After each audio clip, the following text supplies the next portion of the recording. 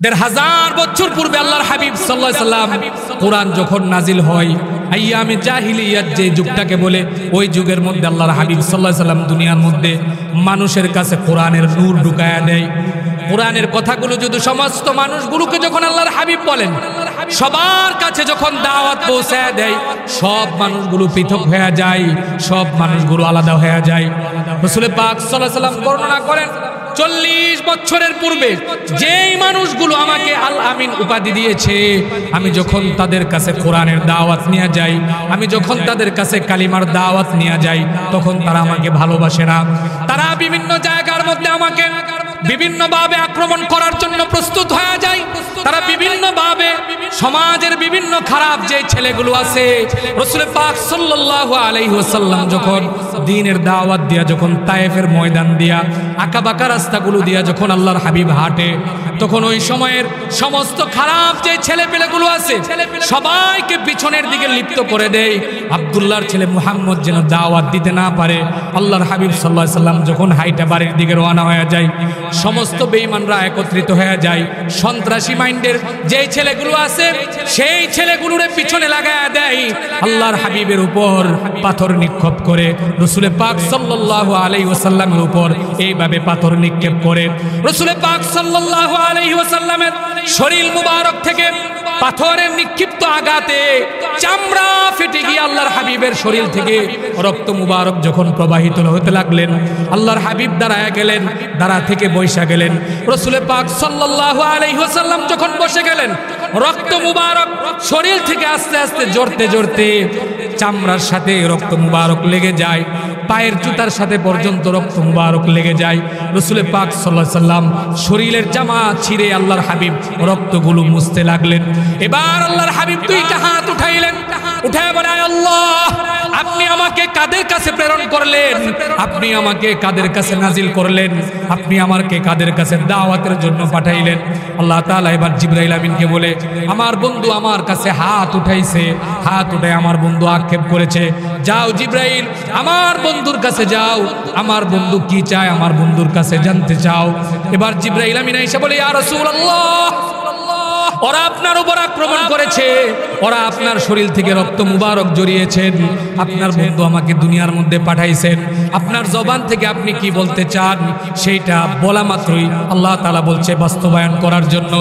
রাসূল পাক সাল্লাল্লাহু আলাইহি ওয়াসাল্লাম মাথা নিচু করে বসে আছেন, চক্ষু মুবারক দিয়ে পানিগুলো দরদর করে পড়তেছে।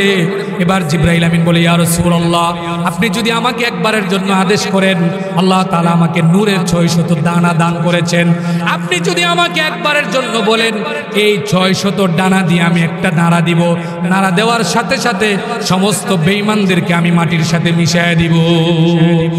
আল্লাহর হাবিব ডাইকা বলেন, না, আমি আল্লাহ তাআলার কাছে বলেছি, হ্যাঁ, এখন হয়তোবা তারা আমাকে চিনে না, তারা আমার শরীরের মধ্যে পাথর নিক্ষেপ করেছে। জিবরাইল, আমি তোমাকে জানায় দিতে চাই, আমি দাওয়াতের কাজ পৌঁছাইতেছি, হয়তোবা তার বাবা দাদারা, তাদের আত্মীয় স্বজন যারা আছে, তারা হয়তোবা কালিমা গ্রহণ করে নাই, বা হয়তোবা তারা কালিমা গ্রহণ করার জন্য আসে না, কিন্তু আমি আল্লাহর নামে পুরো সপ্তাহে যা কিছু করি না করি বা যেখানেই থাকি না কেন, কিন্তু মসজিদ থেকে মানে পুরা আমাদেরকে একটা কথা বলে দেওয়া আছে যে অন্তপক্ষে জুমার দিন আমাদেরকে ছাইরা কোনো জায়গায় যাইতে পারবেন না। তো জুমার নামাজ শেষ কইরা ঢাকা থেকে বের হয়ে অন্তপক্ষে এদিকে আসাটা অনেক কষ্টকর হয়ে যায়, ঠিক না? বলেন, কথা বলেন। আমি যদিও 8টার মধ্যে আপনাদের এখানে আইসা হাজিরা দেওয়ার কথা ছিল, কিন্তু রাস্তার এই দূরত্বতার কারণে আমি ভাবছি হয়তো বা ময়মনসিংহ বা এর কাছাকাছি হবে, কিন্তু যিনি আমারে নিয়ে আসছেন ড্রাইভ করে, উনি বলেন যে এই আপনার ভৈরব থেকে যতটুকুন ময়মনসিংহ ওই জায়গা থেকে আবার ততটুকুন, এত দূরে রাস্তা। আমি বাজার হাটঘাট সবই দেখতেছি, কিন্তু আমি রাস্তা খুঁজে পাই না, এবং আপনাদের হুজুরও খুব পেরেশান হয়ে গেছে, এবং ওনারা, আমি বলছিলাম যে এত দূরে আমার কষ্ট হয়ে যায়, আমি আসবো না, কিন্তু খুব পেরেশান হয়ে গেছে। মানে কতগুলো ফোন দিছে, বলে যে অনেক মানুষ ওনারা আসছেন, অনেকে বলতেছে হুজুর আসবে না, এমন হয় কিনা বলেন, কথা বলেন, হয় কিনা? দাওয়াত দেওয়া হয়, পোস্টারে নাম দেওয়া হয়, কিন্তু মিস্টেক হয়ে যায়। তো ওনারা বলছি যে আপনার আমার কাছে সবচাইতে বড় পরিচয় হলো আপনি আমার ছাত্র জমানার একজন কাছের একজন ক্লাসমেট, আমার শ্রদ্ধাভাজন ব্যক্তি। আমি আপনার সাথে লম্বা সময় লেখাপড়া করেছি। আপনি এক জায়গায় খেদমতে আছেন, আপনি আমাকে বলছেন হাজিরা দেওয়ার জন্য। আমি যদি না মারা যাই, যদি বেঁচে থাকি, আল্লাহ তাআলা যদি আমাকে বাঁচায়, আমি যে কোনো মূল্যে হোক আসবো, এসেছি, পড়েন আলহামদুলিল্লাহ। এখন বাকি সময় কিছু কারগুজারি, মাদ্রাসা মসজিদের মাহফিল। আল্লাহ পাক রব্বুল আলামিন আমাদেরকে দুনিয়ার মধ্যে কেন পাঠালেন, কিসের জন্য আসলাম, আবার কিসের জন্য যাব? দুইটা পথ এবং মত দিয়ে আল্লাহ তাআলা মানুষকে পাঠাইছেন দুনিয়ার মধ্যে। কয়টা বলেন? সবাই কথা বলতে হবে। কয়টা? দুইটা। কয়টা বলেন দেখি? দুইটা। একটা হলো আসা, আর একটা হলো যাওয়া। ঠিক নেই? কথা বলেন ঠিক নেই? আসা এবং যাওয়া, এই দুইয়ের মাঝখানে যেইটুকুন সময় আপনি দুনিয়াতে পাবেন, এই সময়টা হলো দুনিয়ার মধ্যে আপনার জন্য বিজনেস করা। কি করা? কথা বলেন কি করা? আপনি যে ওয়াজ শুনবেন, বসছেন, হানা করার পরে নিজের মধ্যে একটা জাগ্রত ভাব তৈরি করা। আর বসে বসে ঘুমাইলেন, ওয়াজ এই মাঠেই থাকবে, বাড়িতে নিয়ে যাওয়ার কোনো সুযোগ নাই। এজন্য আমি কথা বললে হানা পড়তে হয়। বললে অন্তপক্ষে যদি আমি 1 ঘন্টা কথা বলি, আপনি যদি এর মধ্য থেকে 2টা কথা শুনতে পারেন, আর এই 2টা কথা যদি আপনার জীবনে পালনীয় হয়ে যায়, হয়তোবা এই 2 কথার ভিত্তিতে পরকালীন জিন্দেগিতে আল্লাহ তাআলা যদি আপনাকে প্রশ্ন করে, হয়তোবা এই 2টা আমলের ভিত্তিতে আপনার নাজাতের জরিয়া হয়ে যেতে পারে। বলেন সুবহানাল্লাহ। রাসূল পাক সাল্লাল্লাহু আলাইহি ওয়াসাল্লাম প্রশ্ন করেন সাহাবায়ে কেরামদের কাছে। সাহাবায়ে কেরাম বলে, ইয়া রাসূলুল্লাহ, আসা যাওয়া এই 2 জিনিস আমাদেরকে আল্লাহ তাআলা দান করছেন। 2 জিনিসের ফাঁকে যে সময়টা আছে, এই সময়টা আমাদের কি কাজে ব্যবহার করা? আল্লাহর হাবিব সাল্লাল্লাহু আলাইহি ওয়াসাল্লাম বলে, বিজনেসের জন্য তোমাদেরকে দুনিয়ার মধ্যে পাঠাইছেন। আবু বকর সিদ্দিক রাদিয়াল্লাহু তাআলা আনহু বলেন, ইয়া রাসূলুল্লাহ, কিসের বিজনেস করার জন্য আমাদেরকে রব্বে পাক দুনিয়ার মধ্যে পাঠাইছেন? আল্লাহর হাবিব সাল্লাল্লাহু আলাইহি ওয়াসাল্লাম বলেন, আমি দুনিয়ার মধ্যে আসার পরে আমাকে যেই বিজনেসের জন্য আল্লাহ তাআলা সুসংবাদ দান করেছেন, আমার ওই বিজনেস যদি তোমরা দুনিয়ার মধ্যে পালন করতে পারো, আর পরিপূর্ণ ব্যবসার মালিক যদি হতে পারো, কিয়ামতের ময়দানে আল্লাহর কাছে তোমাদের নাজাতের জরিয়া হয়ে যাবে। বলেন সুবহানাল্লাহ। বেঈমানদের বিজনেসের মধ্যে আর আমাদের বিজনেসের মধ্যে পার্থক্য আছে। কাফেরদের বিজনেসের মধ্যে আমাদের বিজনেসের মধ্যে পার্থক্য আছে। কাফের যারা তারা দুনিয়া তালাশ করে, মুসলিম যারা তারা দুনিয়াও তালাশ করে, আখিরাতও তালাশ করে। আল্লাহর হাবিব সাল্লাল্লাহু আলাইহি ওয়াসাল্লাম বলেন, দুনিয়া তালাশ করার পাশাপাশি আখিরাত তালাশ করবা। আর আখিরাত যদি তালাশ করতে হয়, তাহলে দুনিয়ার জিন্দেগির মধ্যে তুমি আখিরাতের সামান বানায় নিয়ে যাইবা। শরীয়তের পরিপ্রেক্ষিতে তোমাকে কিছু জিনিস হালাল হারাম আদেশ নিষেধ, তোমার উপর কিছু জিনিস তোমার রব আল্লাহ অর্পণ করেছেন। বলে কিসের ভিত্তিতে অর্পণ করেছেন? বলে 2 জিনিসের ভিত্তিতে তোমার উপর কিছু জিনিস অর্পণ করেছেন। বলে দুনিয়ার মধ্যে আমি এসেছি, আমি যখন দুনিয়ার মধ্যে আসলাম, আমার পূর্বে আল্লাহ তাআলা পয়গম্বর হযরত ঈসা আলাইহিস সালাতু ওয়াস সালামকে পাঠিয়েছেন। ঈসা আলাইহিস সালাতু ওয়াস সালাম দুনিয়া থেকে আল্লাহর হুকুমে বিদায় নিয়ে প্রথম আসমানের মধ্যে চলে গেছেন, চতুর্থ আসমানের মধ্যে আছেন। ঈসা আলাইহিস সালাতু ওয়াস সালাম কিয়ামতের পূর্বে আবার আসবেন। ঈসা পয়গম্বর দুনিয়া থেকে বিদায় নিয়ে চলে যাওয়ার পরে প্রায় 600 বছরের একটা গ্যাপ চলে গেছে। মুহাদ্দিসিনে কেরাম বর্ণনা করেন, এই 600 বছরের জিন্দেগির মধ্যে আল্লাহ তাআলা কোন নবী রাসূল পাঠায় নাই। 600 বছর জিন্দেগির মধ্যে কোন আল্লাহ তাআলা নবীদেরকে পাঠায় নাই। আল্লাহ তাআলা কোন ইলমে ওহীর কিতাবী কোন নবীওয়ালা জিন্দেগিওয়ালা কোন মানুষকে আল্লাহ তাআলা দুনিয়ার মধ্যে পাঠায় নাই। বলে ঈসা পয়গম্বরের যে কিতাব ছিল, এই কিতাবটা আল্লাহ তাআলা দুনিয়ার মধ্যে রেখে দিয়েছিলেন। ঈসা আলাইহিস সালাতু ওয়াস সালামের উম্মত যারা ছিল, বলে খ্রিস্ট জাতি, খ্রিস্ট সম্প্রদায় যারা ছিল, তাদের মধ্যে বড় বড় পণ্ডিত যারা ছিল, তাদের মধ্যে বড় বড় দার্শনিক যারা ছিল, ঈসা পয়গম্বরের হাতের মধ্যে কিতাবের মধ্যে তারা হাত দিয়েছেন, যেই বিধানগুলো যেই হুকুমগুলো তাদের ভালো লাগছে সেইগুলো তারা মানছে। আল্লাহর পক্ষ থেকে যেই হুকুমগুলো তাদের ভালো লাগে নাই সেই হুকুমগুলো তারা রহিত করে দিয়েছেন। জোরে পড়েন নাউজুবিল্লাহ। রাসূল পাক সাল্লাল্লাহু আলাইহি ওয়াসাল্লাম এবার বর্ণনা করেন, বলে 600 বছরের জিন্দেগির মধ্যে সমাজপতি যারা আছে, বলে সমাজের নেতৃত্ব যারা দিতেন, সমাজের নেতা যারা ছিলেন, সমাজের মুরব্বী যারা ছিলেন, সমাজের মধ্যে বড় বড় কর্তা যারা ছিলেন, তারা সমাজের সাধারণ মানুষগুলোকে তারা নেতৃত্ব দিতেন। তারা যেভাবে বলতেন সাধারণ মানুষগুলো ওইভাবে চলতেন। তারা যেভাবে বলতেন সাধারণ মানুষগুলো ওই দিকে হাঁটতেন। এখনো পর্যন্ত আছে কিনা বলেন? জোরে বলেন আছে কিনা? আপনার সমাজের মধ্যে টাকাওয়ালা যিনি, আপনার সমাজের মধ্যে ধন সম্পদওয়ালা যিনি, সেই আপনার সমাজের সাধারণ মানুষ যারা আছে তাদের উপর দেখবেন আভিজাত্য হুকুমত আদায় করতে চায়, পালন করতে চায়। জোরে বলেন ঠিক কিনা? সমাজের মধ্যে আপনার যিনি কর্তৃত্বশীল টাকাওয়ালা রাজনীতিবিদ, একটু ক্ষমতা আছে, ওই লোকটা দেখবেন সমাজের মধ্যে যারা দুর্বল মানুষ আছে ওই সমস্ত মানুষগুলোর উপর হুকুম জারি করতে চাই, আঙ্গুল উঠাইতে চাই। ঠিক কিনা বলেন? কথা বলেন ঠিক কিনা? বুঝেন তো নাকি? বুঝেন কিনা বলেন? কথা বুঝেন তো? বুঝেন কথা বুঝেন তো নাকি? আমার বাড়ি ব্রাহ্মণবাড়িয়া, আপনাদের ময়মনসিংহ, পাশাপাশি এলাকায়, বেশি দূরে না। ভাষা বুঝার এত ডিফেন্স বা এত ডিস্টেন্স হবে মনে হয় না। আবার চিটঙ্গে যখন ওয়াজ করতে যাই, সিলেটে যখন যাই, তখন তাদের কথা আমিও কম বুঝি, তারাও আমার কথা কম বুঝে। বলে বাস্তব উদাহরণ কেমনে?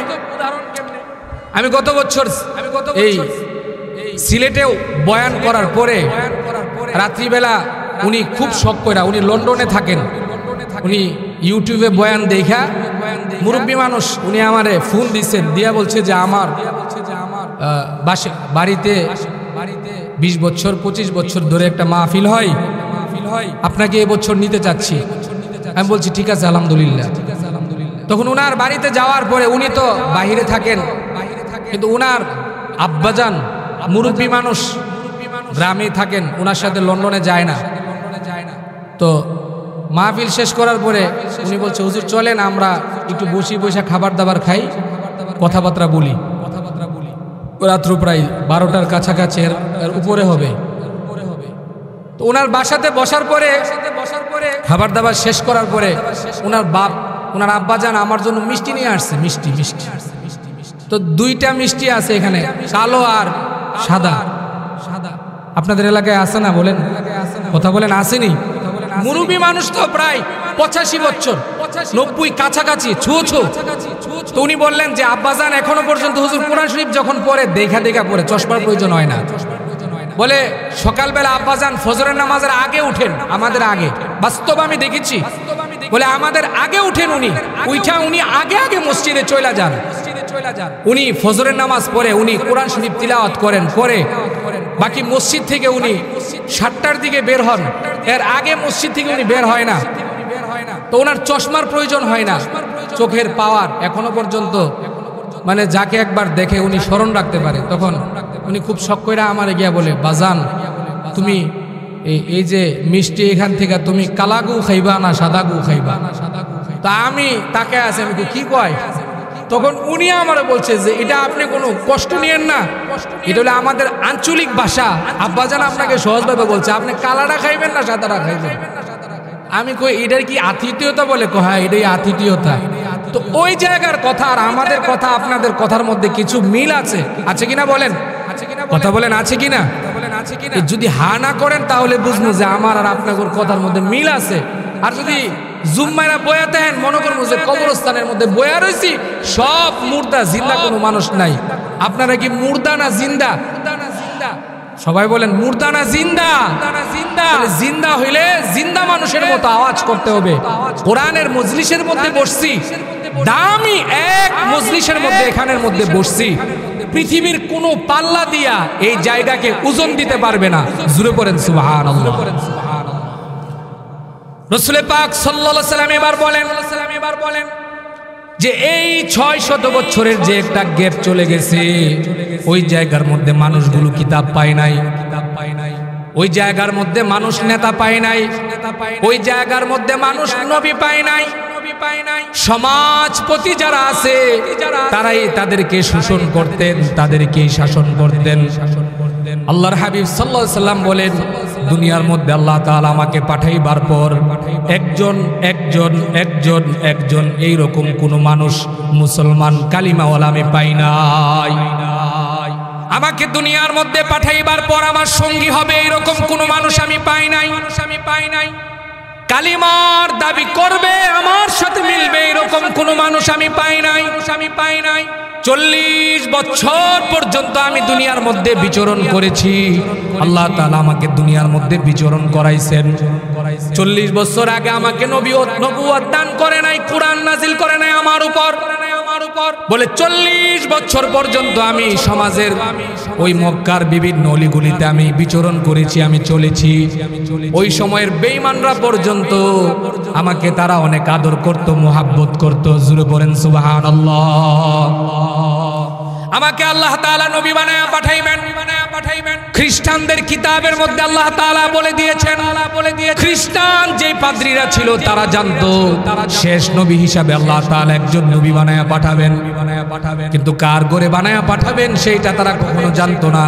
শেষ নবী মুহাম্মদুর রাসূলুল্লাহকে আব্দুল্লাহর ঘরে, আমিনার ঘরে আল্লাহ তাআলা আলো এক বিশাল বড় নূর দিয়া আল্লাহ দুনিয়ার মধ্যে পাঠাইছেন। জোরে বলেন সুবহানাল্লাহ।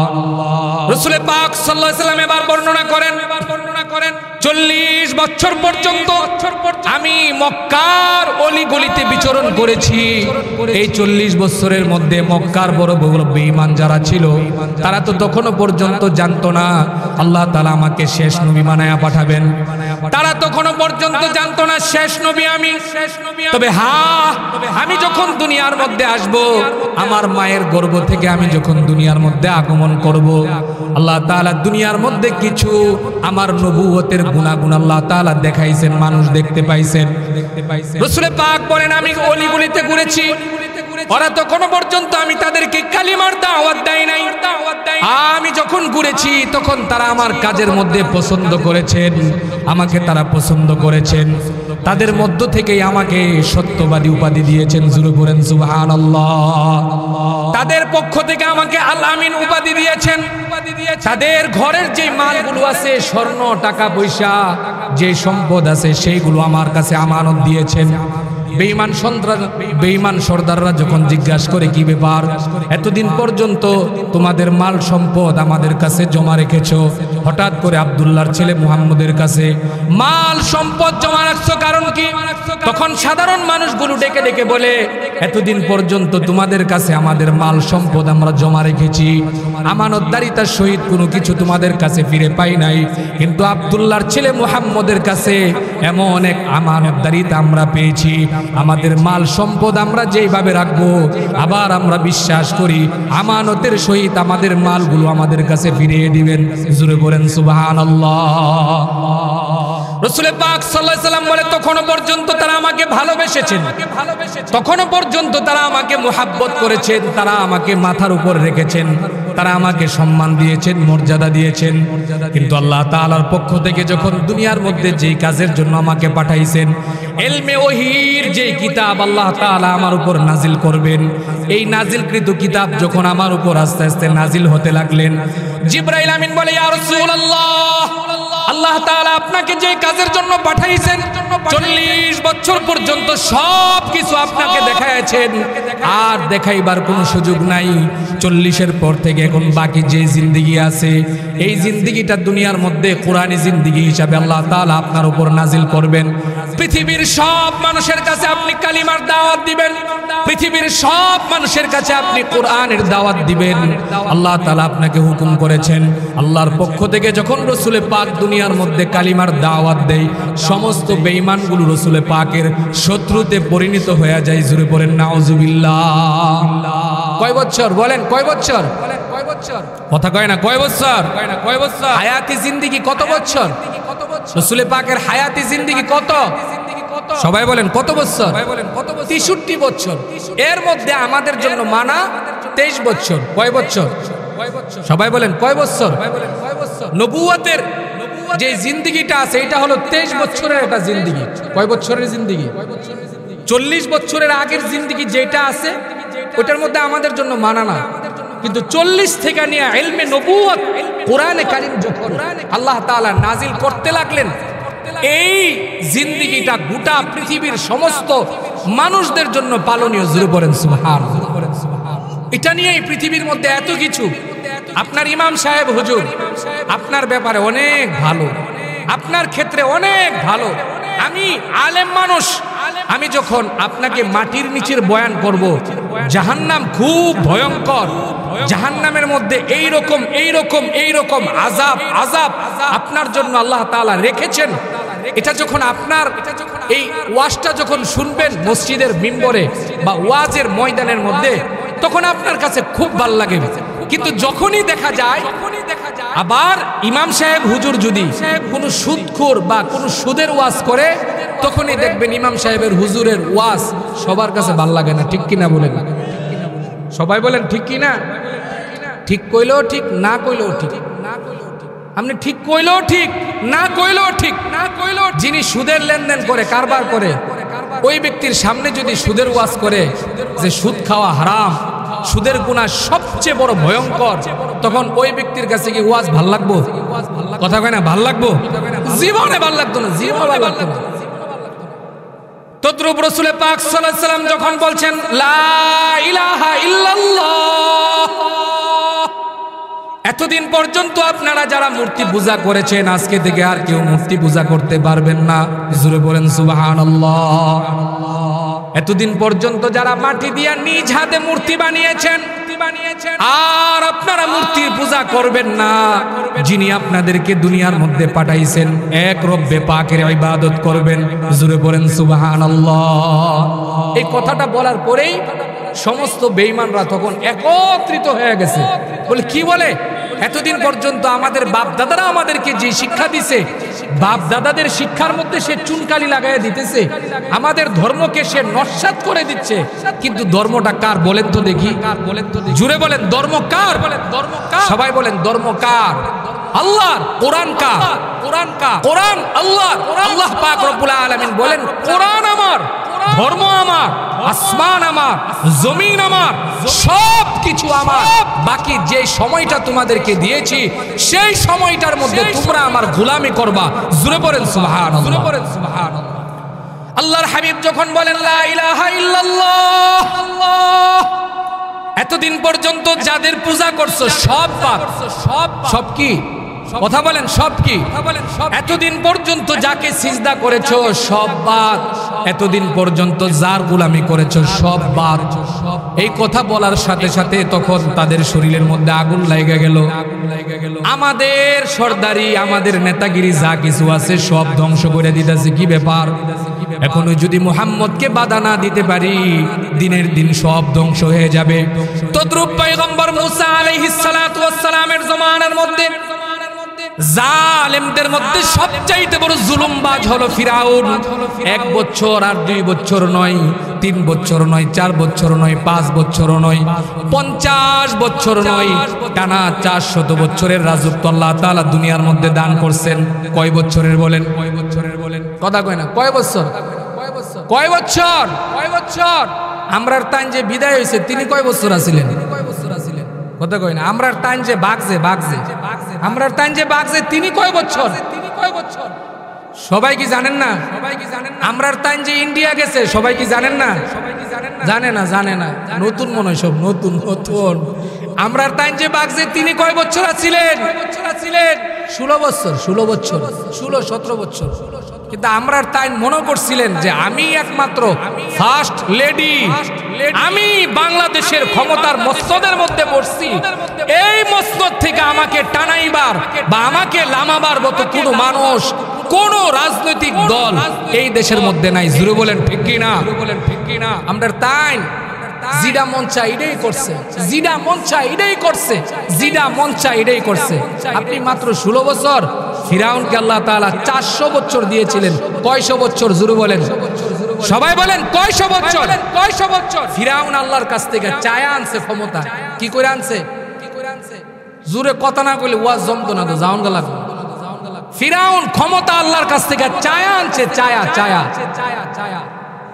ফিরাউন দিনের বেলা তার মসজিদের মধ্যে বসে থাকতেন, আর রাত্রিবেলা সমস্ত মানুষগুলো ঘুমিয়ে যাইতো, তখন নীল নদের ওই পাহাড়ের চূড়ার মধ্যে গিয়া ফিরাউন আল্লাহর দরবারের মধ্যে সিজদায় পড়ে থাকতেন। বলে কিভাবে সিজদা?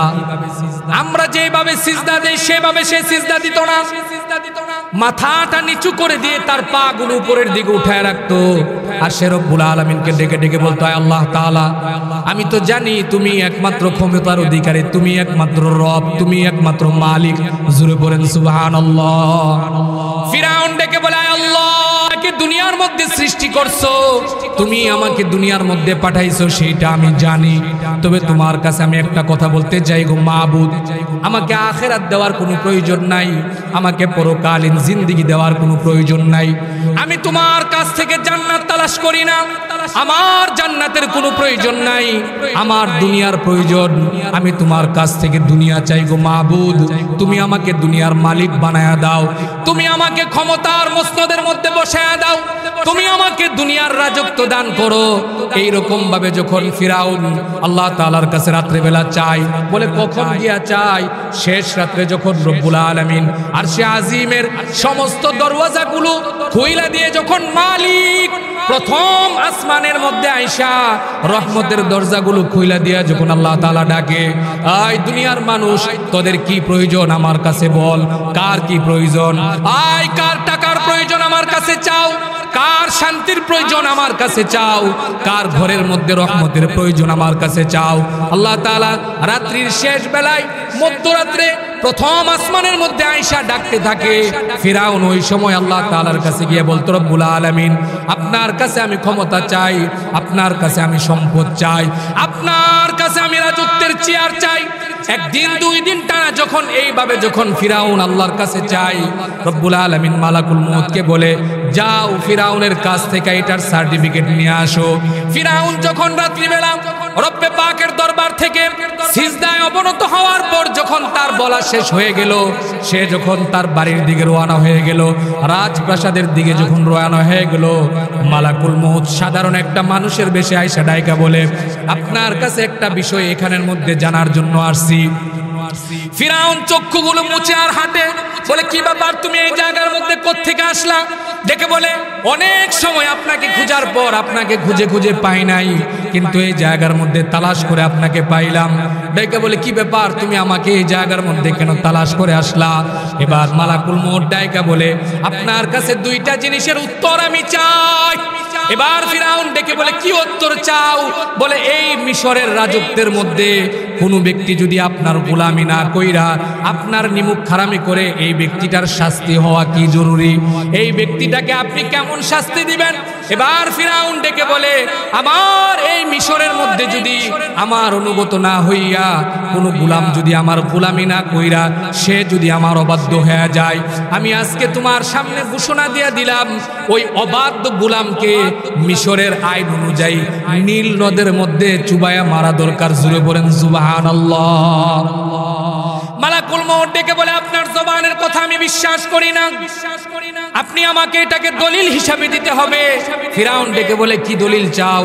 বলে, আপনি লেখেন এই জায়গার মধ্যে কাগজ কলম দিয়ে আপনি লেখা দেন যে, যে রাজার গোলামি না কইরা প্রজা, ওই রাজার গোলামি যদি না করে কোনো প্রজা, তাহলে তাকে নীল দরিয়ার মধ্যে চুবায়া মারা দরকার।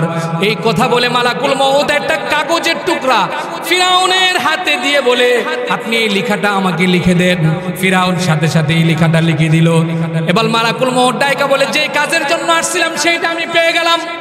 যখন তার মউতের সময় হয়ে গেল, পয়গম্বর মুসা আলাইহিস সালাতু ওয়াস সালামকে যখন দাওয়া করতে লাগলেন, ডাইকা বলে, এতদিনের মসনদ, প্রায় 400 বছরের মসনদ পয়গম্বর মুসা ভেঙে দস্তস করে দিচ্ছে। আর মিশরের রাজত্বের মধ্যে, মিশরের এরিয়ার মধ্যে মুসাকে রাখা যাবে না। এবার মুসার উপর আক্রমণ করো। সমস্ত প্রশাসনকে যখন বলে দেওয়া হলো, মুসা আলাইহিস সালাতু ওয়াস সালামের সমস্ত উম্মতদেরকে নিয়ে আল্লাহ তাআলার হুকুমে যখন পয়গম্বর মুসা আলাইহিস সালাতু ওয়াস সালাম রওনা করলেন, নীল দরিয়ার সামনে গিয়ে দাঁড়িয়ে গেলেন। এবার মুসা আলাইহিস সালাতু ওয়াস সালামের সমস্ত উম্মতরা পাগল হয়ে গেল। এই তুমি বুঝি আমাকে ফিরাউনের হাতে বুঝি আজকে আমাদের মওত হলো? পয়গম্বর মুসা সমস্ত উম্মতদেরকে ডাইকা বলে, পেরেশান হবেন না, যে মালিকের গোলামি করেছেন, যে মালিকের কালিমা পড়েছেন, ওই মালিক এই জায়গা থেকে পার হওয়ার জন্য আমাদেরকে রাস্তা করে দিবে। আল্লাহর পক্ষ থেকে পয়গম্বর মুসার হাতে যেই লাঠি ছিল, আল্লাহ তাআলা মুসা আলাইহিস সালাতু ওয়াস সালামকে ডেকে বলে, আপনার হাতে যেই লাঠি দেওয়া আছে এই লাঠি আপনি নীল দরিয়ার মধ্যে নিক্ষেপ করেন, বাড়ি মারেন। আল্লাহর পয়গম্বর মুসা আলাইহিস সালাতু ওয়াস সালাম যখন নীল দরিয়ার মধ্যে লাঠি মারলেন, মারার সাথে সাথে 11টা রাস্তা হয়ে গেল। জোরে বলেন সুবহানাল্লাহ। এবার মুসা আলাইহিস সালাতু ওয়াস সালাম সমস্ত উম্মতদেরকে বলেন, আল্লাহর পক্ষ থেকে এই রাস্তা হয়ে গেল, রাস্তা দিয়ে আপনারা ওই পার চলে যান। সমস্ত উম্মতরা রাস্তা দিয়ে ওই পার চলে গেলেন। এবার ফিরাউন আয়া দেখলেন, এসে দেখলেন কি ব্যাপার, এত সুন্দর রাস্তা এখানের মধ্যে তৈয়ার হয়ে আছে। আল্লাহর পক্ষ থেকে তার যে মেধা আছে, তার যে জ্ঞান আছে, এটাকে ধ্বংস করে দিয়েছে। আল্লাহ তাআলা তাকে ভুলে দিয়েছে যে এটা হলো নীল নদ, এটা হলো নীল নদ, এই জায়গার মধ্যে রাস্তা হওয়ার কোনো কথা না, সেটা সে বুঝতে পারে নাই। পয়গম্বর মুসা যখন সমস্ত উম্মতদেরকে নিয়ে ওই পারে যখন উঠে গেলেন, ফিরাউন যখন তার সৈন্যবাহিনী নিয়ে নীল নদের মধ্যে নেমে গেলেন, নদীর মাঝখানে যখন গেলেন, আল্লাহর পক্ষ থেকে এবার নীল নদকে হুকুম করলেন, পূর্বে যেমন ছিলা তেমন হয়ে যাও। জুড়ে বলেন সুবহানাল্লাহ। নীল নদ যখন পানি যখন একত্রিত হয়ে গেল, পানি একত্রিত হওয়ার পরে আল্লাহ তাআলা এবার পানিকে হুকুম করলেন, 400 বছরের রাজত্ব আমি দান করেছিলাম। 400 বছরের রাজত্ব দান করার পরে তার জবানের দিকে আমি চেয়েছিলাম, আমার কাছে যা চাইছে আমি সব দান করছি, আমার কাছে যা বলেছে আমি সব দান করছি, আমার কাছে যা চেয়েছে আমি সব দিয়েছি। এখন যে সময় আসছে, এই সময় আর আমার কাছে চাওয়ার কোনো সুযোগ নাই, চাওয়ার রাস্তা আমি আল্লাহ তাআলা বন্ধ করে দিলাম। পানিকে হুকুম করলেন, আয় নীল নদের পানি, ফিরাউন সহ তার যত সৈন্যবাহিনী আছে সবাইকে চুবিয়ে মার। এই যখন চুবানো শুরু হলো, এখন ফিরাউন বলতে লাগলেন, আয় আল্লাহ তুমি রব, আমি জানি।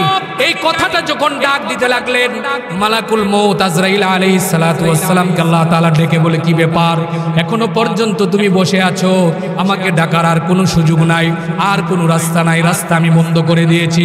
যাও তার মুখের মধ্যে গিয়ে নীল নদ থেকে কাদা মাটি তার মুখের মধ্যে পূর্ণ করে দাও, আর ওই তুর পাহাড়ের মধ্যে যেই লিখিত কাগজ তোমাকে দিয়েছিল ওই লিখিত কাগজটা তার সামনে হাজির করায়া দাও। কয় বছর ছিল বলেন? কথা বলেন, কয় বছর? মানুষের দুয়ারও একটা জায়গা আছে, সময় আছে, কিন্তু আল্লাহর কাছ থেকে পক্ষ থেকে যখন রাস্তা বন্ধ হয়ে যায় তখন আর হাজার চিল্লাইলেও মনে হয় না যে দুয়ার রাস্তা খোলা থাকে। আমগোর আফা মনেও যাওয়ার আগে ঠিক আল্লাহর এভাবেই ডাকছে, ঠিক কিনা বলেন? কথা কয় না, ঠিক কিনা বলেন? উনি যা করছেন, উনি যা দেখাইছেন আমাদেরকে, বাংলাদেশের মধ্যে স্বাধীনতার 50 বছর, 50 বছর এরশাদ এই দেশের ক্ষমতার মসনদে ছিল, জিয়াউর রহমান এই দেশের মসনদের মধ্যে ছিল, তিনিও এই দেশের মসনদে ছিল, সবাই এই দেশের মসনদে ছিল।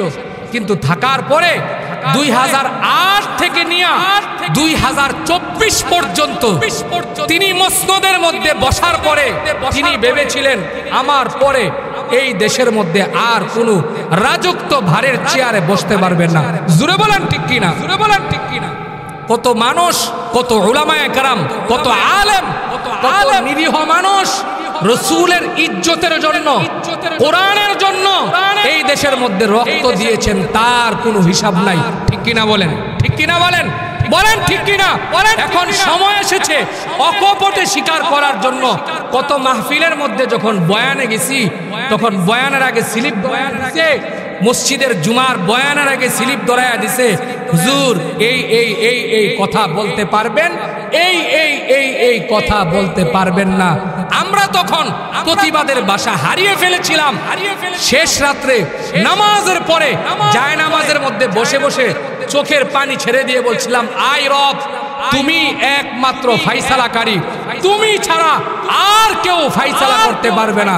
অনেক আওয়ামী লীগাররা খুব হাই হুতাশ, যখন পালায়া গেছে বিশ্বাস করতে পারে না যে তাগর আফা পালায়া গেছে, তারা বিশ্বাস করতে পারে না, এদের বিশ্বাস হয় না। আমার একজন মুসল্লি যখন বলে, হুজুর এটা কেমনে হইলো, কেমনে হইলো, উনার মানে উনি এটা বিশ্বাস করতেই পারতেছেন না, কেমনে হইলো এটা হুজুর, কেমনে হইলো এটা হুজুর।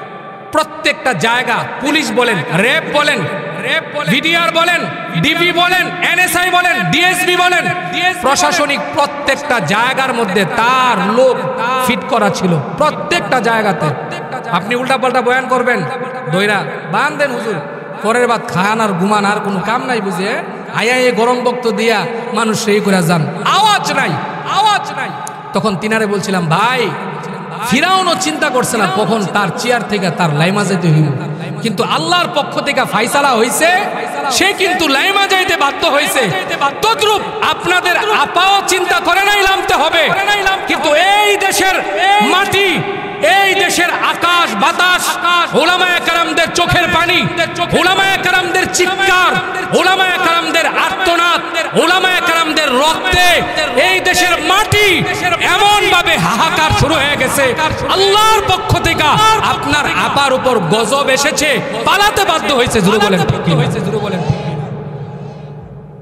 আর কিচ্ছু না, আর কিচ্ছু না, আর কিচ্ছু না, আর কিচ্ছু না। চুরবাটপাররা জেলখানার মধ্যে চুরবাটপারদের থাকার কথা ছিল, কিন্তু গোটা বাংলাদেশের জেলখানাগুলো উলামায়ে কেরামদেরকে দিয়া ভরপুর করে ফেলছিল। উলামায়ে কেরামদেরকে বানাইছে নারীবাস, উলামায়ে কেরামদেরকে বানাইছে মোবাইল সুর, উলামায়ে কেরামদেরকে বানাইছে মানিব্যাগ সুর। আপনি বুঝেন কতটুকুন ওই ১৫০০ বছর পূর্বে, ২০০০ বছর পূর্বে বেঈমানরা যে যে ফর্মুলাগুলো অবলম্বন করেছে, সব সে ফর্মুলাগুলো অবলম্বন করছে। আমরা তো অসহায়, আমরা কি কথা বলেন, আমরা কি অসহায়। একটা মানুষ যখন ক্ষমতার মসনদে বসে, এরপরে যখন সে চেয়ারে বসা যায়, বসার আগে আগে খুব বালা বালা কথা কয়, বেটা আমি আপনার খেদমত করার জন্য আপনার কাছে আইছি, আমনের জুতা আমি টানবো, আমনের বাড়ি পর্যন্ত রাস্তাঘাট করে দিব, কয় না কথা বলেন, বলে না, বলে কিনা বলেন, কথা বলেন, বলে কিনা বলেন, বলে কিনা বলে, বলে বলে বলে বলে। আর পাবলিকও এমন তালো পড়ে, এই ফার্স্টে আদামের এক কাপ চা আর ফার্স্টে আদামের একটা আকিস বিড়ি, সর্বোচ্চ বেনসন সিগারেট, এটি ওই শাস্টলের মধ্যে খাইয়া আমানত নষ্ট কইরা সন্ত্রাসীদেরকে চেয়ারের মধ্যে বসায়া দেয়। পরবর্তী সময় এই সন্ত্রাসীরা আমাদের বুকে পাড়া দিয়া আমাদের শরীর থেকে রক্ত বাইর করার জন্য প্রস্তুত হয়ে যায়।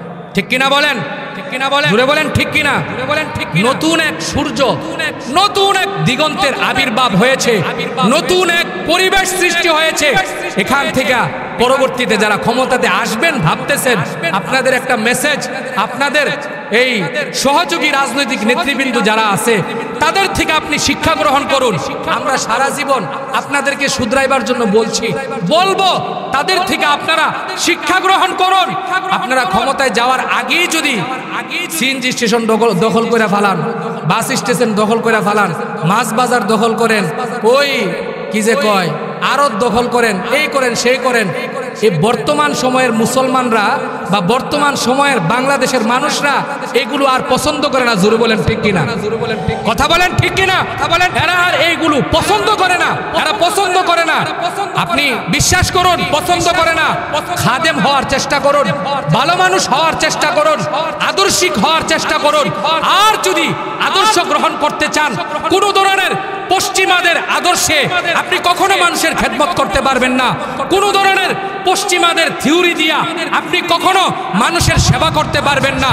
আপনি যদি মানুষের সেবা করতে চান, মুহাম্মাদুর রাসূলুল্লাহ যে থিওরি দিয়া গেছেন, মুহাম্মাদুর রাসূলুল্লাহ যে সিলেবাস দিয়া গিয়েছেন, আল্লাহর কোরআন এই জমিনের মধ্যে মুহাম্মাদুর রাসূলুল্লাহ আমাদের কাছে আমানত দিয়ে গিয়েছেন।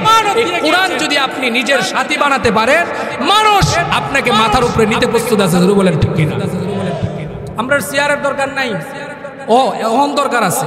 এতদিন পর্যন্ত বলছিলাম যে আমাদের চেয়ারের দরকার নাই, কিন্তু এখন আমাদের মুরব্বী যারা আছে এখন বলছে সমস্ত মানুষকে জাগ্রত করাও। এখন চেয়ারের মধ্যে উলামায়ে কেরামের প্রয়োজন, না হলে এই দেশের যে অবস্থা হয়ে আছে, উলামায়ে কেরাম যদি চেয়ারে না যায়, এই দেশের মুসলমানরা ঈমান, আকীদা, বিশ্বাস নিয়ে মরতে পারে কিনা এটা সন্দেহ আছে। জোরে বলেন ঠিক কিনা?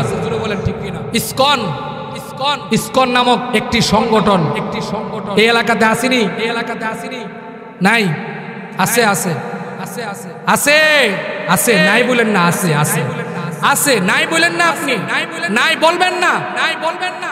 একটি হিন্দু সংগঠন ইসকন, যে সংগঠনের ব্যাপারে গোটা বাংলাদেশের সমস্ত মানুষ এখন সোচ্চার। এনজিও এই এলাকাতে আসেনি বলেন? কথা কয় না? আসেনি বলেন?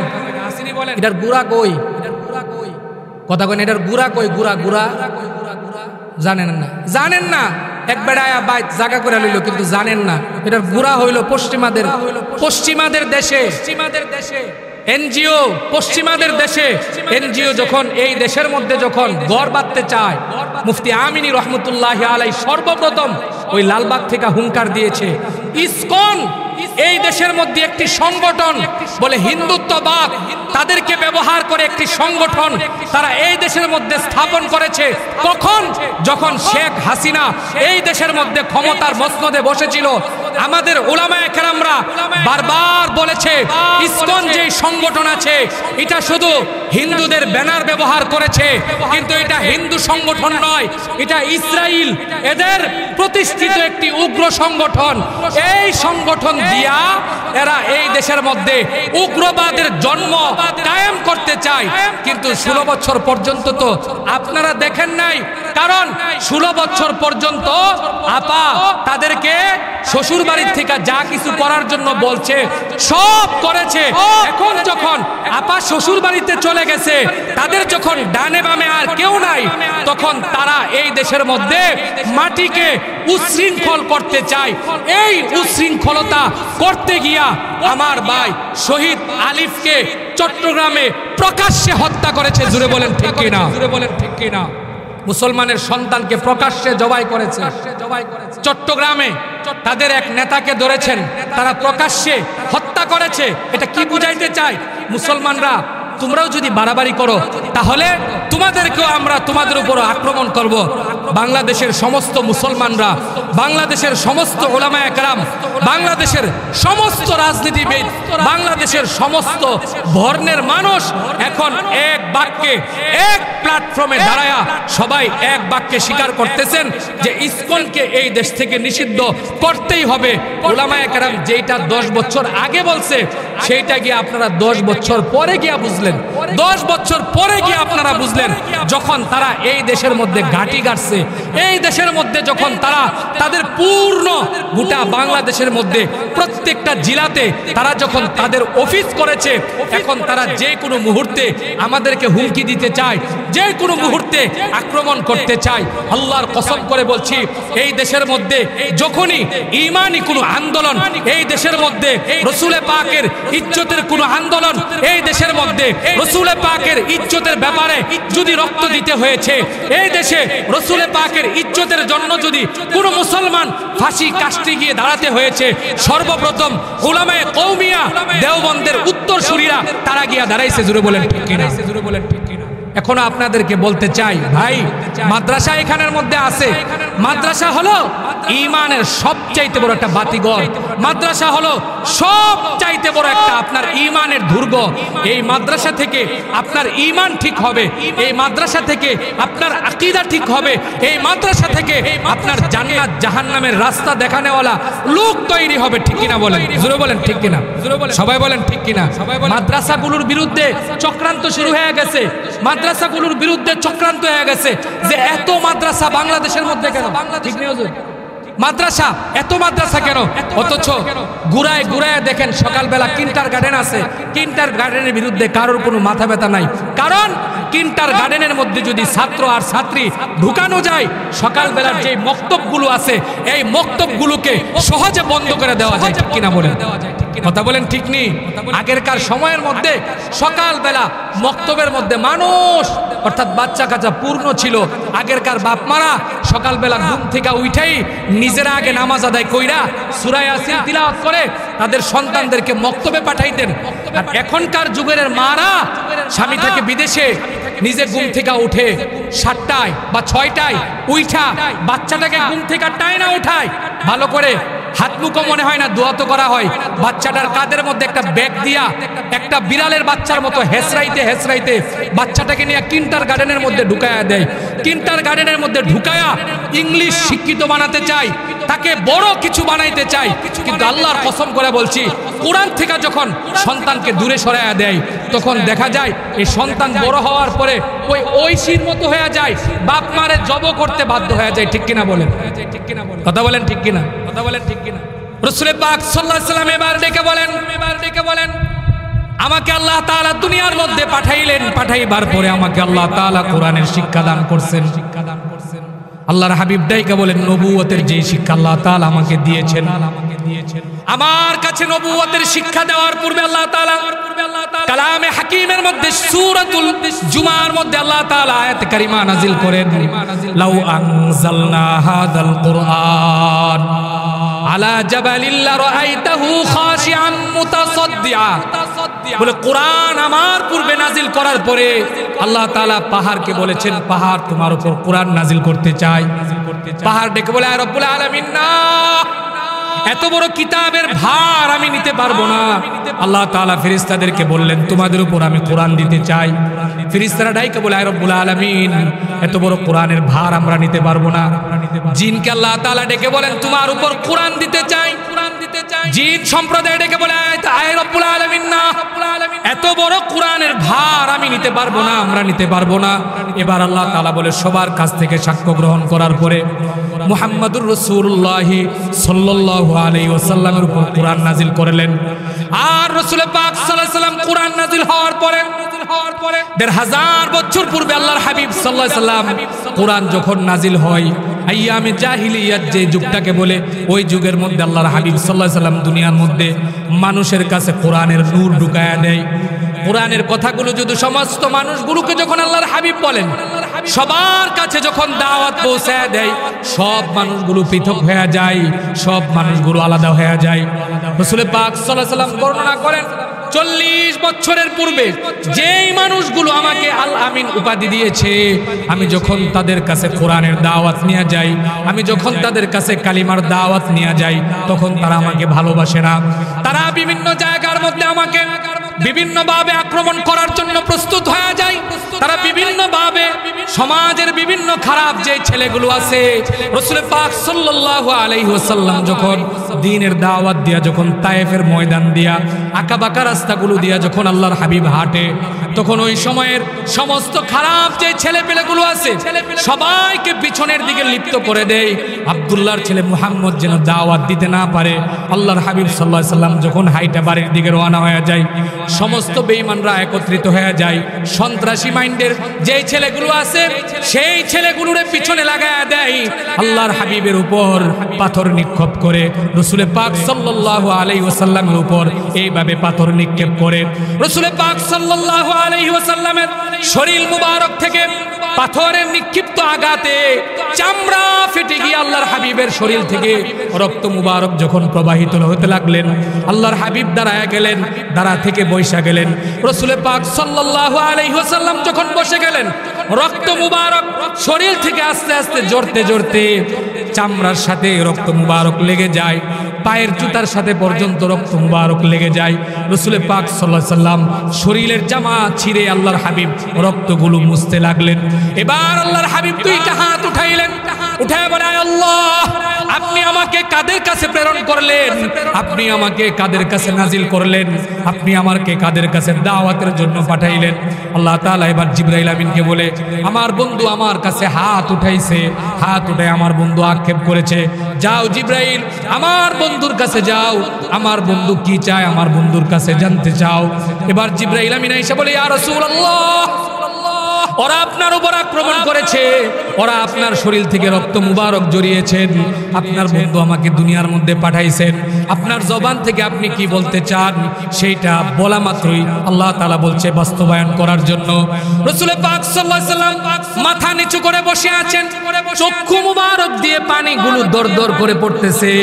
এবার জিবরাইল আমিন বলে, ইয়া রাসূলুল্লাহ, আপনি যদি আমাকে একবারের জন্য আদেশ করেন, আল্লাহ তাআলা আমাকে নূরের 600 ডানা দান করেছেন।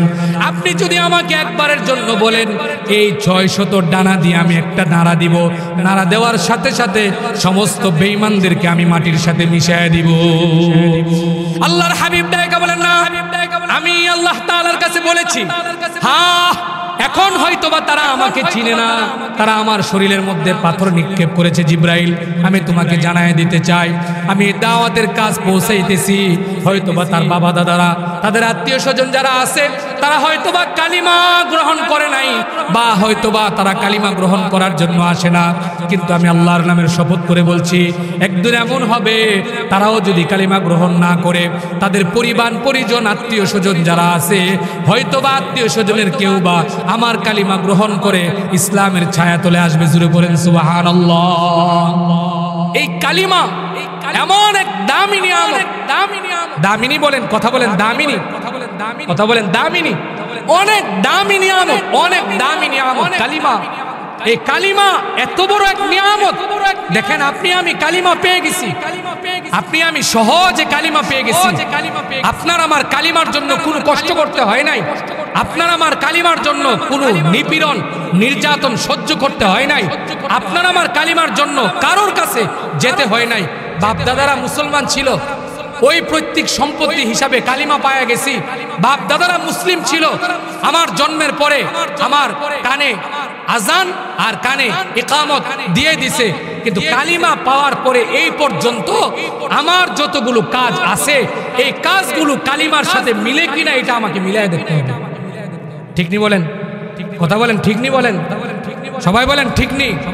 কালিমার সবচাইতে বড় দামি হলো দৈনিক 5 ওয়াক্ত নামাজ আদায় করা। দৈনিক কি করা, কথা বলেন, দৈনিক কি করা? 5 ওয়াক্ত নামাজ আদায় করা কালিমার সবচাইতে বড়, কালিমার সবচাইতে বড় আওয়াজ হলো আপনাকে কালিমা যখন গ্রহণ করেছেন, তখন এই কালিমা বলে যে তুমি সোজা গিয়া মসজিদের মধ্যে ঢুকে যাও। মসজিদের মাইক দিয়া যখন আশহাদু আল্লা ইলাহা ইল্লাল্লাহ, আশহাদু আন্না মুহাম্মাদুর রাসূলুল্লাহ, হাইয়া আলাস সালাহ যখন বলে, তখন তোমার সর্বপ্রথম কাজ হলো মসজিদের মধ্যে গিয়া ঢুকে যাও। কালিমার সর্বপ্রথম কাজ হলো সমস্ত হারাম থেকে নিজেকে বাঁচাও। কালিমার সর্বপ্রথম আওয়াজ হলো হারাম ব্যবসা থেকে নিজেকে বাঁচাও। ঠিক কিনা বলেন, কথা কোন ঠিক কিনা? এখন যারা সুদের ব্যবসা করে, তারা তো কালিমা পয়রেই করে না, কালিমা সাইরা করে। কথা কোন না, কালিমা পয়রেই তো করে না, সাইরা করে। কালিমা ওলারাই তো করতেছে। একজনে আমার ওই দিন বলে, হুজুর 1 লক্ষ টাকা বৎসরে প্রায় 30,000 টাকায়। কত? কথা কয় না, কত? 30,000, 30,000। ও হুজুর বৎসরে প্রায় 30,000 টাকায়। উনার 50 লক্ষ টাকা আছে, উনার বাবার সম্পদ বেচা 50 লাখ টাকা উনি পাইছে। তা আমি জিগাইলাম যে ভাই, 1 বছরে যদি 1 লক্ষে 30,000 আয়, তাহলে 50 লাখে কত হয়? কইছি পরে উনি আমার একটা অঙ্কের হিসাব দিছে। দেওয়ার পরে আমি বললাম যে ভাই, তোলে তো মনে হয় বেশি দিন আপনি লাগতো না কোটিপতি হইতে, বেশি দিন লাগতো না। উনি আমারে বলে, হুজুর কি কোন আপনি, সর্বোচ্চ 2 বছর বা 3 বছর যদি মাঠের মধ্যে এই টাকাটা বিচরণ করায়, দেখবেন আমার বাড়ির মধ্যে 5 তলা বিল্ডিং হয়ে গেছে। ডাক দিয়া কইলাম যে ভাই, বিল্ডিং করছেন, সব করছেন, কিন্তু এই বিল্ডিং এ যদি আপনি না ঘুমাইতে পারেন, আর এই বিল্ডিং যদি আপনার জন্য বিছানা আগুন হয়ে যায়, তাহলে লাভ কি? তখন বলে, হুজুর আগুন কিভাবে হবে? আমি তো আল্লাহর পক্ষ থেকে তো বলা দেওয়া সুদ খাওয়া হারাম, ও আহাল্লাল্লাহুল বাইআ ও হারামার রিবা। আল্লাহ নিজে বলছেন হারাম হারাম, রাসূল পাক নিজে বলছেন, আর আপনি বলতেছেন। তখন উনি বলে যে হুজুর, মরার পরে না বোঝা যাইব আল্লাহর সাথে কি কথা বলা যাবে না যাবে। হুজুরে বলেন নাউজুবিল্লাহ। মানুষের ঈমান আখলাক দেমাগ নষ্ট হয়ে গেছে, মানুষের আখলাক নষ্ট হয়ে গেছে, মানুষের ঈমান নষ্ট হয়ে গেছে, মানুষের চরিত্র মুসলমান আছে ঠিকই, মুসলমান আছে ঠিকই, পরিচয় দেয় মুসলমান, কিন্তু তার চারিত্রিক সনদ পিছনের সব যদি খুঁজে দেখা হয় দেখবেন মুসলমানিত্ব একটাও খুঁজে পাওয়া যায়, একটাও নয়, এক জায়গাও নাই। এই কথাটা যখন উলামায়ে কেরাম বলে, এই কথাটা যখন মসজিদের ইমাম সাহেব বলে, এই কথাটা যখন মাদ্রাসার হাফেজ সাহেব বলে, তখন হাফেজ সাহেবের বিরুদ্ধে দাঁড়ায়া যায়, ইমাম সাহেবের বিরুদ্ধে দাঁড়ায়া যায়। হুজুরের কি আর কোনো কাম নাই? আমরা আমগো বাড়ির মধ্যে গরম গরম খাই, মসজিদের মধ্যে আরামে ঘুমাই, আর এই ধরনের ওয়াজ করে বুইরাঙ্গারা দেখা যায় হুজুরের বেতন মাত্র 7,000 টাকা। কয় হাজার? কতক্ষণ? কয় হাজার? সবাই বলেন কয় হাজার? এরপরে 7 মাস বাকি। কয় মাস বাকি? 7 মাস বাকি। 7 মাস, 7,000 বেতন, 7 মাস বাকি। যদি বেতনের জন্য যায়, আমি আমার মসজিদের মধ্যে বলেছি, গত জুমায় বলেছি, এমন সব জায়গার মধ্যে কিছু পণ্ডিত থাকে।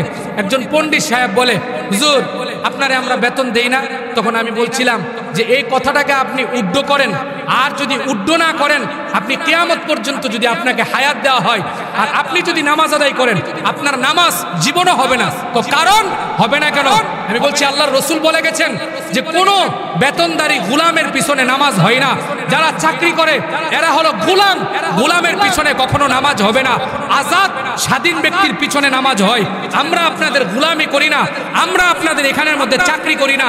আমরা ওয়ারাসাতুল আম্বিয়া, রাসূলের ওয়ারিস হিসাবে আমরা আপনাদের খেদমত করি, আর আমাদের জরুরত আপনারা পুরা করেন।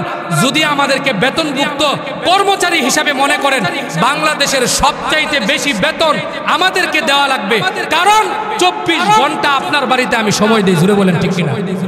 কথা কন ঠিক কিনা? কথা কন ঠিক কিনা? কথা কয় না, অন্তত নিজের উপরে সব করবেন, লেখা কথা কয় না। ঠিক কিনা কন? ঠিক কইলো ঠিক, না কইলো ঠিক। 24 ঘন্টা আপনার মহল্লায় আমি সময় দেই।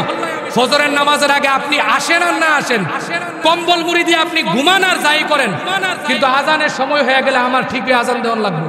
ঠিক নি কন? কথা কন ঠিক নি? আপনি মুসল্লি আয়েন আর না আয়েন, কিন্তু একলা হইলো আমার মসজিদে নামাজ পড়ন লাগবে। না এলে যদি আমি ঘুমের থেকে না উঠতাম পারি, আর কোন ক্রমে যদি দেখা গেছে যে আজান না হয়েছে মসজিদের মাইক দিয়া, ওই দিন ওই মহল্লার মধ্যে জিহাদ কায়েম হয়ে যায়। জিহাদ, হ্যাঁ, আর কোনো কাম নাই, উঠতারে না কেন? জোহরের নামাজের সময় যদি ইমাম সাহেবকে না পাই, বাজারে গেছে, কি ব্যাপার, কই যান, কই যান, কই করেন, কি করেন না করেন? আমি বলছি সাবধান। যখন আপনি মনে করবেন ইমাম বেতন দিচ্ছেন, বেতন বেতন, এই কথাটা মনের মধ্যে জাগ্রত হয়েছে, আল্লাহর কসম করে বলছি, আল্লাহর রাসূল বলে গেছেন কিয়ামত পর্যন্ত সিজদা দিলে নামাজ হবে না, হবে না, হবে না। কারণ গোলামের পিছনে নামাজ হয় নাই, আজাদি ব্যক্তির পিছনে নামাজ হয়। আমরা খিদমত করি, আমরা হইলাম আজাদ। আমরা এখানের মধ্যে মন চাইলে থাকবো, মন চাইলে চলে যাবো। আপনারা যারা অতদিন পর্যন্ত কইছেন আর কইবেননি, আর কইবেননি, কথা কই না, কইবেননি আর কইবেননি, কইবেন, কইবেন, কইবেন, কইবেন, কইেন না। ইমাম সাহেবরে পারলে খিদমত করবেন, ইমাম সাহেবরে পারলে মোহাব্বত করবেন, মাদ্রাসার পিছনে সময় দিবেন, সকলকে ভালোবাসবেন। নবীর ওয়ারিস সকলকে ভালোবাসবেন। ওয়ারিসদেরকে ভালোবাসলে আল্লাহর রাসূলকে ভালোবাসা হয়। জোরে বলেন সুবহানাল্লাহ। আল্লাহ তাআলা মাদ্রাসাকে কবুল করেন, সকলে পড়েন আমিন। সবাইকে কবুল করেন, সকলে পড়েন আমিন। সুবহানাকাল্লাহুম্মা ওয়া বিহামদিকা আশহাদু আল্লা ইলাহা ইল্লা আনতা আস্তাগফিরুকা ওয়া আতুবু ইলাইক। আসসালামু আলাইকুম ওয়া রাহমাতুল্লাহ।